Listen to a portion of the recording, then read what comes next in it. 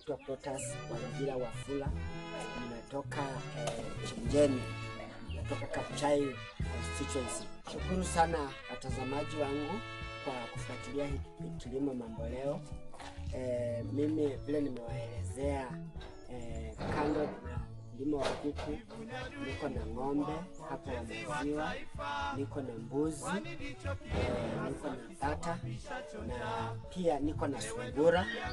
Na sio tu ufugaji peke yake, nimekita mizizi nikaingia mpaka katika pia ukulima. Nalima ya vyakula vya short term, kwa hivyo niko na mboga za kienyeji managu, na pia nimepanda vitunguu katika shamba langu. Nimesomea somo la agriculture, general agriculture. Pia ninajihusisha na some NGOs ambao tunawaka nao katika hii hali ya ukulima from retail.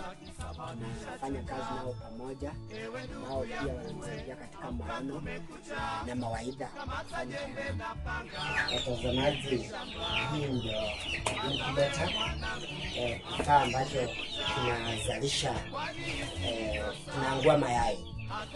Na hii incubator unapoiona hivi, ina uwezo wa kubeba mayai 1156.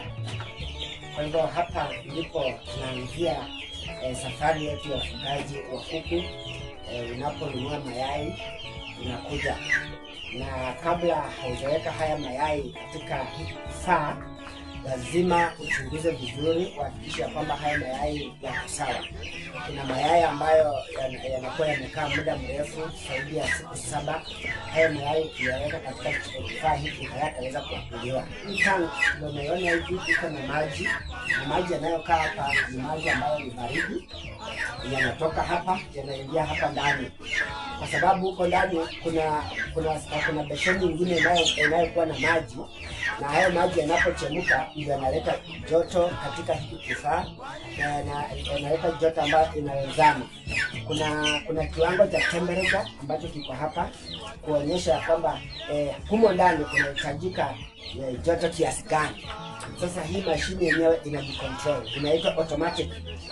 Ina uwezo wa kubadilisha mayai, na ina uwezo wa kuregulate temperature. Temperature ikiwa juu, hii mashine yenyewe ina regulate. Temperature ikiwa chini, mashine yenyewe ina regulate. So tukiwa hapa hapa ndo ndani, unapotazama kuna mayai ambayo yako ndani, tumeshaweka ndani, na haya mayai tunatarajia yanatarajia kuanguliwa. Hapa tukiweka mayai, huwa tunaweka mayai kulingana na tarehe ambayo tumeweka, but mayai yanamaliza siku 21. Na kisha aguliwa, ukitazama vizuri huku chini, umeona hii mashine yenyewe inabadilika. Hii ni automatic, inajibadilisha yenyewe, inajipendua, inaenda mpaka hii side, tumaliza dakika fulani tena itarudi. Ukitazama vizuri hapa chini kuna sahani.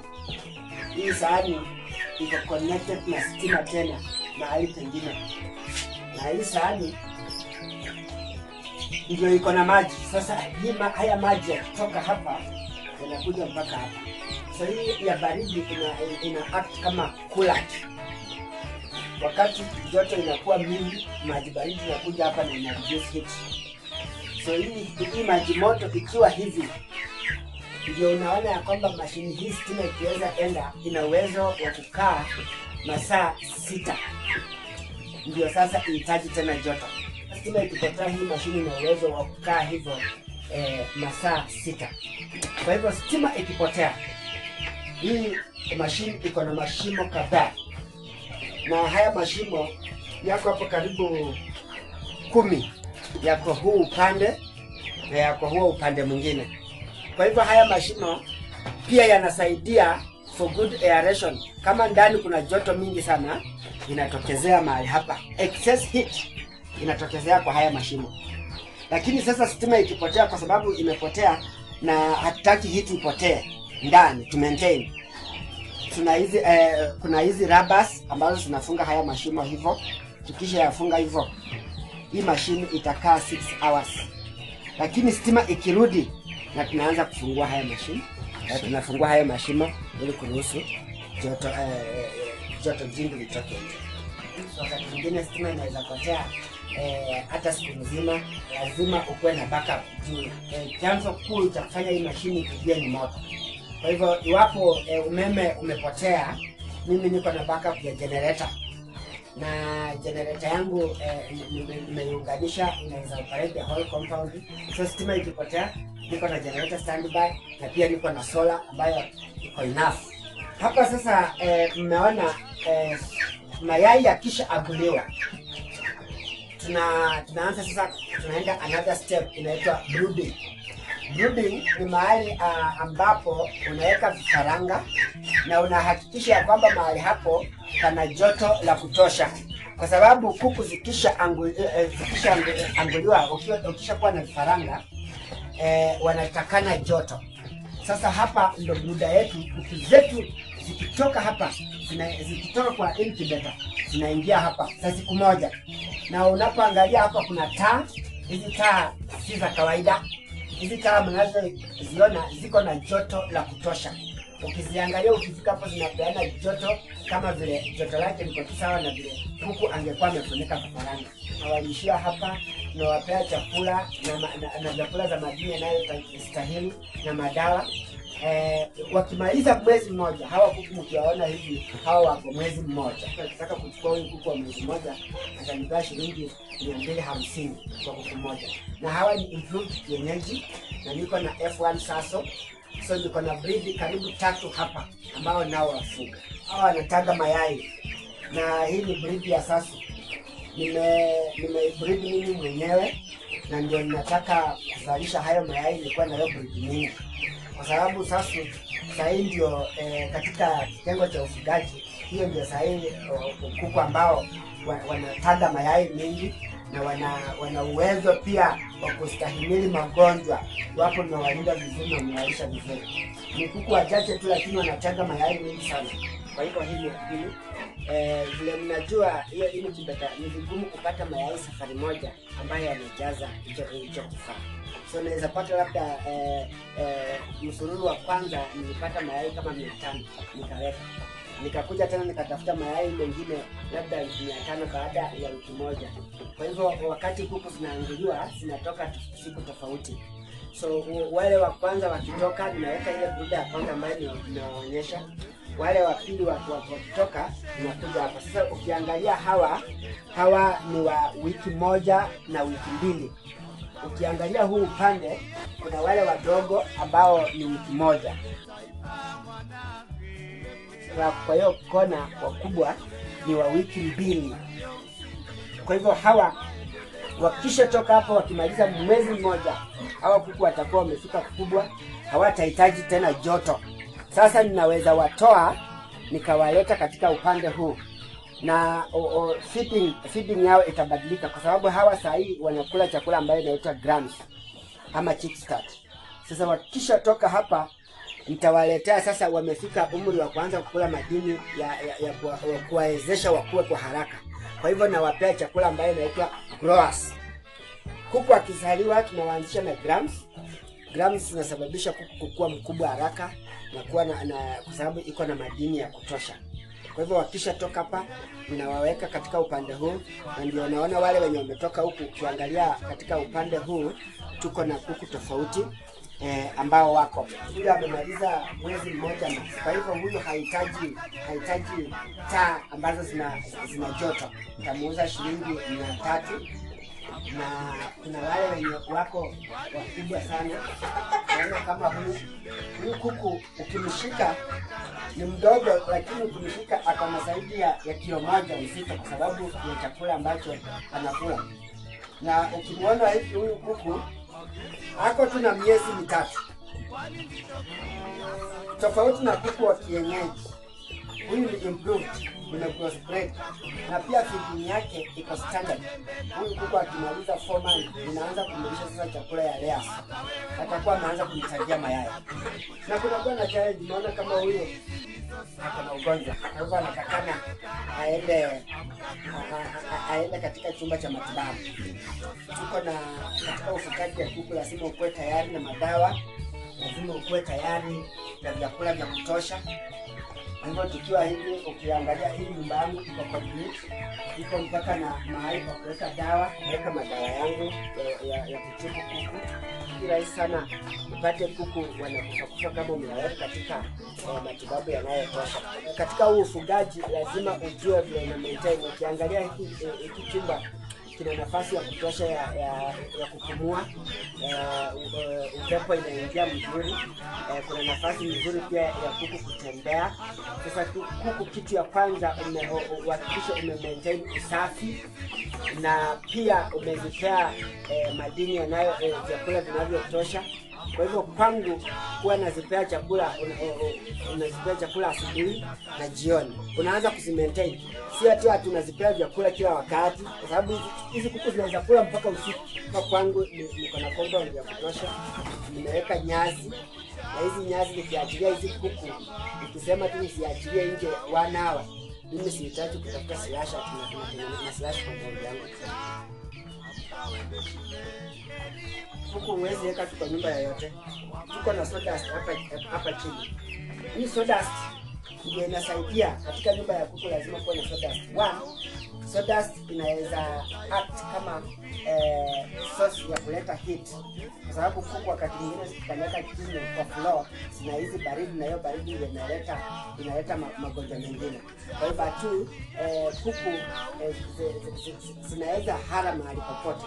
Kwa hivyo zikienda kwa hii sawdust ina absorb ule unyevu unakauka within some time, na ukikauka hivyo kuku inakuwa free kutembea mahali popote, na hiyo nyumba ya kuku haitanuka. Hiyo ni njia moja ya kumaintain usafi kwa kuku.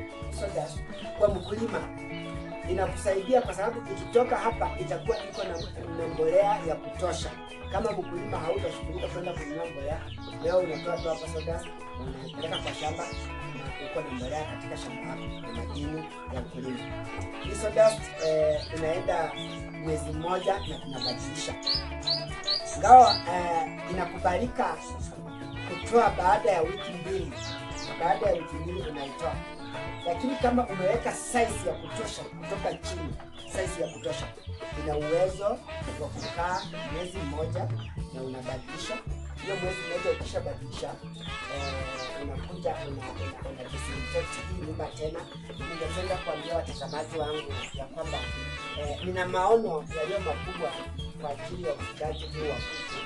Sitaki tu kukwama hapa hivi, nataka kwa nieneze haya maono yafikie vijana wengine waingie katika ukulima wa kuku, na wajue ya kwamba huu ukulima unalipa na una faida nzuri sana. Nina maono ya kujipanua ikuwe kama training center ama research center, ambayo kuna wanafunzi. Sasa hizi masomo ya kilimo yamekuwa juu, na inafika wakati wanafunzi wengine wanashinda hata mahali pa kwenda attachment. Mimi niko na compound ya kutosha, niko na jenga servant quarter, ambapo wanafunzi wanaweza kuja wakasoma mambo ya kuku hapa. Moyo wangu pia ni wa kusaidia community. Wakiwa wamekuja, nimeona wamejipanga vizuri na manifesto yao ni mzuri, ninaweza wasponsor na kuku hata kama ni 50, kama ni 100 karanga, waende waanzishe, na niwaambie vile matibabu yanaendelea, niwaambie dawa ambayo inastahili. Kisha kuku kama tu binadamu unatakana kula vyakula vilivyo na madini zote. Ni vyema kupea kuku vyakula vilivyo na madini ambavyo vimenunuliwa. Ukipea tu kuku ugali, wakulima wengi wanajianga tu kuku, unampea tu ugali na unafungua, anatoka nje mwenyewe anaenda anajitafutia. Huyo kuku hawezi taga mayai mingi, na magonjwa ikikuja immune system yake ni mbaya. Anaweza unda vyakula zao ambavyo ziko na hiyo madini. Unaweza chukua soya bean, ukachukua groundnut, ukachukua flowers na rice, wakasiaga pamoja na kuku zinakula.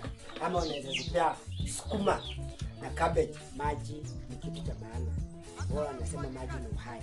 Pump maji kutoka kwa mto, kwa hivyo inakuja inaingia hapa na inaingia kwa nyumba yangu na inaingia kwa kuku. Kuku wakiwa wadogo hivyo wanakunywa maji sana. Niambie vijana na wakulima wenzangu, mambo haya hauhitaji shamba kubwa. Hii ni robo, na katika hii robo niko na nyumba yangu, nimeweka nyumba ya kuku, nimeweka nyumba ya ng'ombe na niko na compound. Tumie nafasi tulio nayo, tusingoja tutafute shamba kubwa ndio ufanye hii kazi. Kijana, tunaweza. Mimi ni kijana. Tumie nguvu yetu kujenga taifa katika ukulima mambo leo. Msikuwe na tabia ya kukimbia mjini ya kwamba mnaenda kutafuta kazi mkisha maliza masomo yenu. Ufugaji wa kuku una pesa zaidi kuliko kukimbia kule mjini kwenda kuandikwa. Ninawa encourage na kuadvise ya kwamba njoo tuingie katika ukulima biashara. Na hii ukulima biashara italipa vizuri. Mimi nikianza hapa, hata si kuanza na hii nyumba, nilianzia kwa hiyo nyumba ndogo ya incubator na nilianza na kuku 15. Kwa hivyo ukulima wa kuku umenilipa. Kuku zimenipa shamba, na si shamba hata eka moja, jenga milango zaidi ya 50 kuingia katika ufugaji wa kuku. Vijana, to embrace farming ya poultry na tutabadilisha community. Enda unataka kunipigia simu, namba yangu ya WhatsApp ni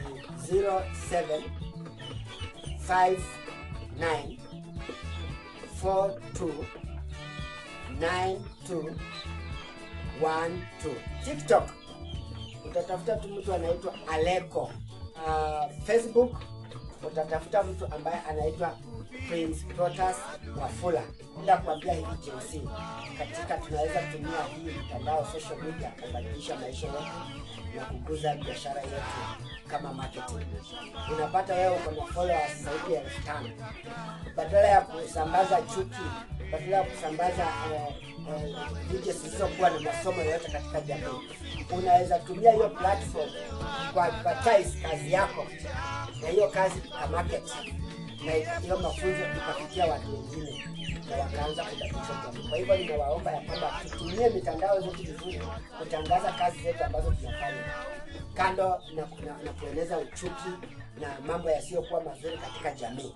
Hivyo tutakuwa tumeokoa jamii mambo leo, kwa sababu mitandao tumeona vijana wakiuawa, tumeona vijana wakituma video zilizo chafu, na hizi zinachafua nchi, amani ya nchi.